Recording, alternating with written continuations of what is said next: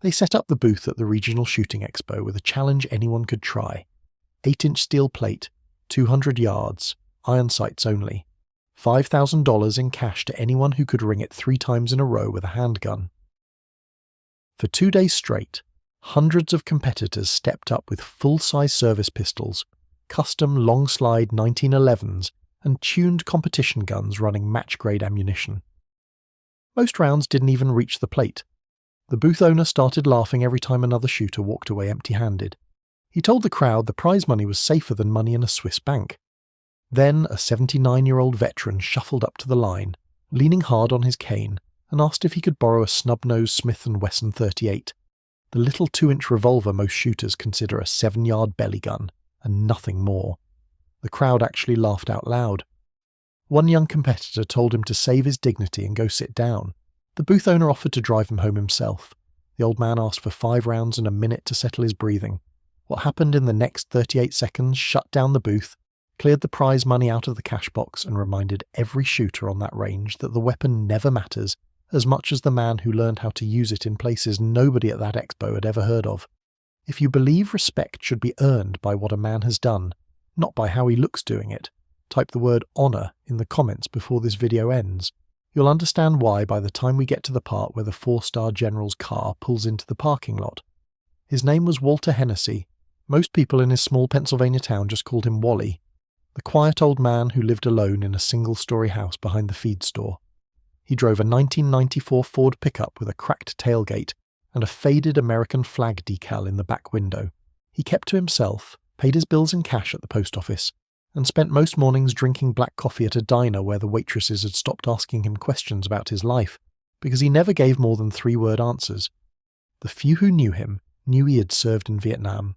They knew it because he wore a faded green ball cap with a small patch on the front, a patch most civilians wouldn't recognize. They didn't know what unit. They didn't know what he had done.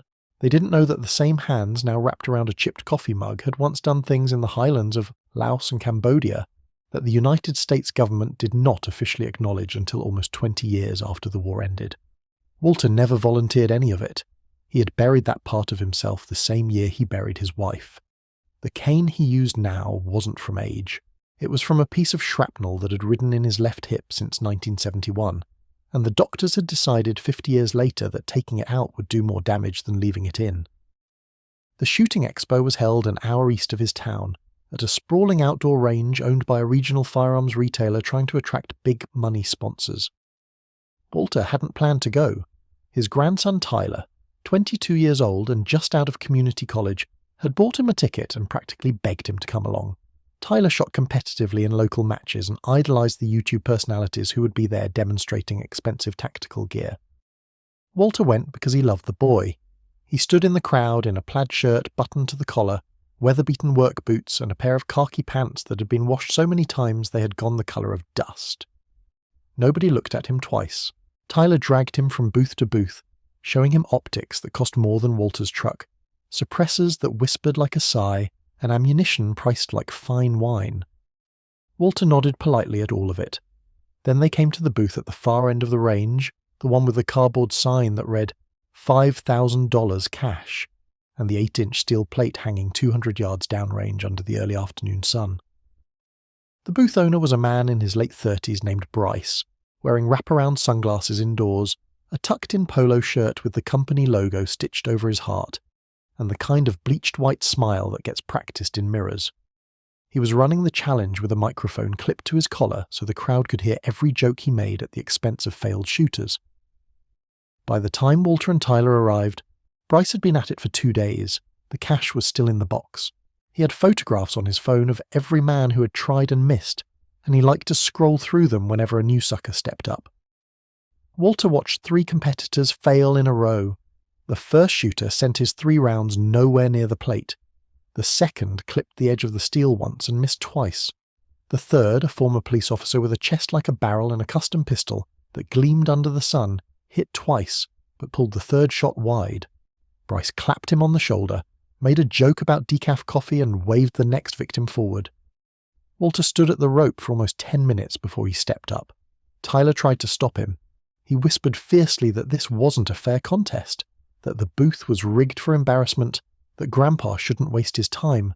Walter just looked at him with a small, patient smile and said one word: curiosity. Then he ducked under the rope and limped to the firing line. Bryce saw him coming and raised both hands theatrically as if surrendering to the absurdity of the moment. He asked over the microphone if anyone in the crowd had a defibrillator. He asked Walter if he wanted a chair, a cushion, maybe a cup of warm milk. The crowd laughed, the way crowds do when a louder voice tells them what is funny. Walter waited politely until the laughter died down. Then he asked, in a voice so soft Bryce had to lean in to catch it, whether the booth had a Snub-Nose 38 he could borrow. Bryce stared. He asked Walter to repeat himself. Walter repeated himself. The laughter started up again, louder this time, and a young competitor in mirrored sunglasses called out the line that would later get printed on memes shared by every veterans page on the internet. Nobody hits that plate with a snub nose, old man. Bryce, sensing entertainment value, decided to play along. He pulled a beat-up Smith Wesson Model 36 out of a display case at the back of the booth, a snub-nose revolver with a 2-inch barrel and wooden grips worn smooth from decades of carry. It was the kind of revolver a retired detective might keep in a sock drawer.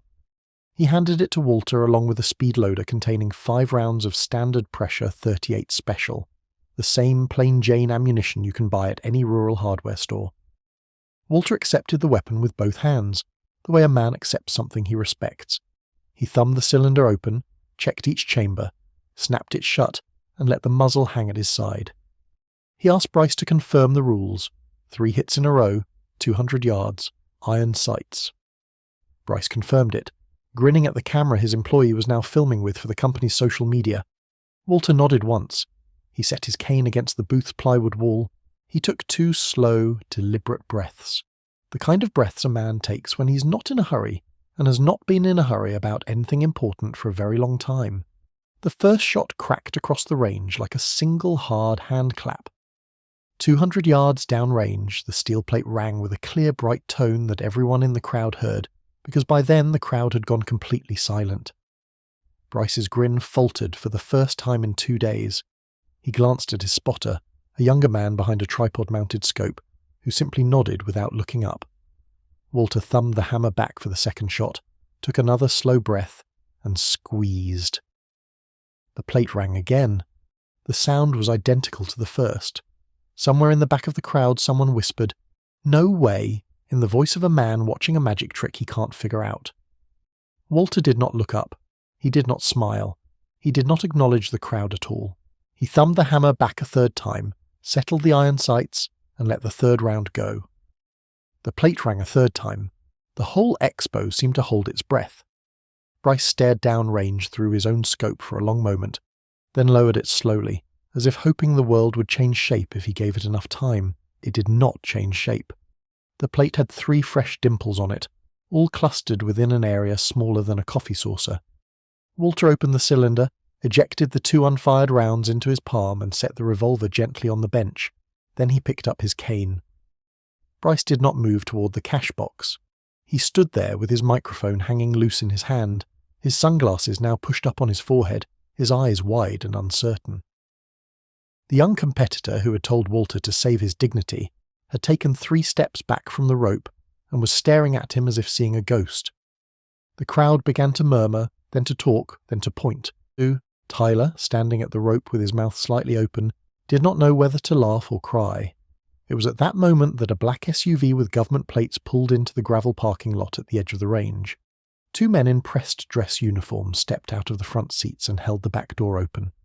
A third man emerged, white-haired and tall, wearing the dark blue service uniform of the United States Army, with 4 silver stars on each shoulder and a rack of ribbons on his chest deep enough to start its own zip code.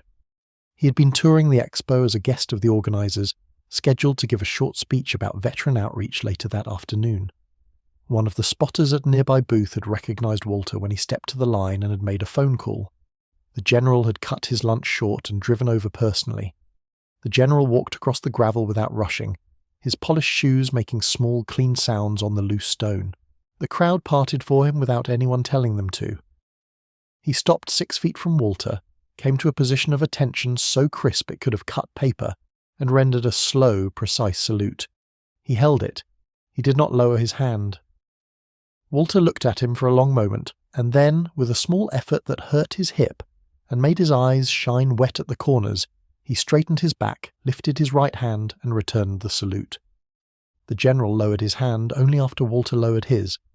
Then he stepped forward, took Walter's free hand in both of his, and said, in a voice loud enough for the microphone to pick up but soft enough that everyone in the crowd had to lean in, "Sergeant Major Hennessy, it has been 46 years, sir, and I've been looking for you for 30 of them." The general turned to the crowd and to Bryce, and to the young man who had told Walter to save his dignity, and he spoke clearly and without theatre. He told them that the man standing in front of them had served 3 tours in Vietnam with a unit whose name had been classified for almost a quarter century after the war ended. He told them that Walter Hennessy had been a senior reconnaissance team leader with the Military Assistance Command, Vietnam, Studies and Observations Group, the unit known to history as MACVSOG. He told them that Walter's teams had crossed the fence into Laos and Cambodia more than 30 times, that he had survived 2 helicopter crashes and 1 ambush so violent that the after-action report had used the word miracle in its conclusion, and that he wore the Distinguished Service Cross, 2 silver stars, the Bronze Star with V device for Valor 4 times and 3 Purple Hearts. He told them that the general himself had been a young captain pinned down behind a fallen log on a hillside near the Laotian border in 1970, when a 6-man recon team led by a sergeant first class named Hennessy had come over the ridge through enemy fire and pulled him out, and that the sergeant had carried him almost a mile on his back with a bullet in his own thigh, and that they had not spoken since the helicopter set them down at a forward base the next morning. The general's voice caught only once, on the word back. He waited until it steadied. Then he turned again to Walter and said, very simply, "Thank you, sir." Bryce did not say a word. He walked to the cash box, opened it with hands that were not entirely steady, and counted out $5,000 in $50 bills. He brought the stack to Walter and held it out. Walter looked at the money for a long moment.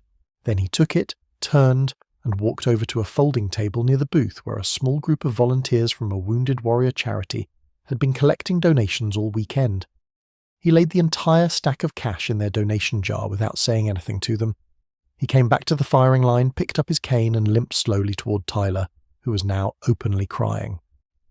The young competitor in mirrored sunglasses stepped out of his way and removed his hat. So did the man next to him. So did the man next to him. By the time Walter reached the edge of the crowd, every man with a hat on at that expo had taken it off. Nobody had told them to do it. They just did it. Walter Hennessy did not give an interview that day. He did not pose for a photograph. He let the general walk him to his grandson's truck, shook the general's hand once more, climbed in the passenger seat, and went home. The video of the 3 shots was on the internet by sunset. By the next morning it had been viewed several million times. Bryce shut down the cash challenge and never ran it again. The young competitor who had told Walter to save his dignity tracked down his address and mailed a handwritten letter of apology that arrived a week later. Walter read it once at his kitchen table, folded it carefully, and slipped it into the same drawer where he kept his medals and his wife's wedding ring. He never replied. He didn't need to. The world had finally said what it had owed him for 46 years, and the saying of it had been enough. There is a lesson in this story that is older than firearms and older than wars. It is the simple truth that a man's worth is not measured by the cane he leans on, by the truck he drives, by the cap on his head, or by the weapon in his hand. It is measured by what he did when the people he was protecting could not see him doing it, and by what he carried home in silence so that the rest of us would not have to carry it at all. Walter Hennessy walked into that expo as an old man in a plaid shirt and walked out as exactly what he had always been, a quiet hero who had earned his peace the hard way. The young men who laughed at him learned something that day that no amount of expensive equipment could have taught them. Skill is bought with money. Mastery is paid for in years and in blood. And respect, real respect, is something you give a man before he proves he deserves it, because by the time he proves it, you are already too late. If this story moved you, if you believe our veterans deserve to be seen for who they truly are, and not for how time has weathered them, subscribe to this channel and share this video with someone who needs to hear it. Type honour in the comments for Sergeant Major Walter Hennessy, and for every quiet hero still walking among us with stories the world has not yet earned the right to hear.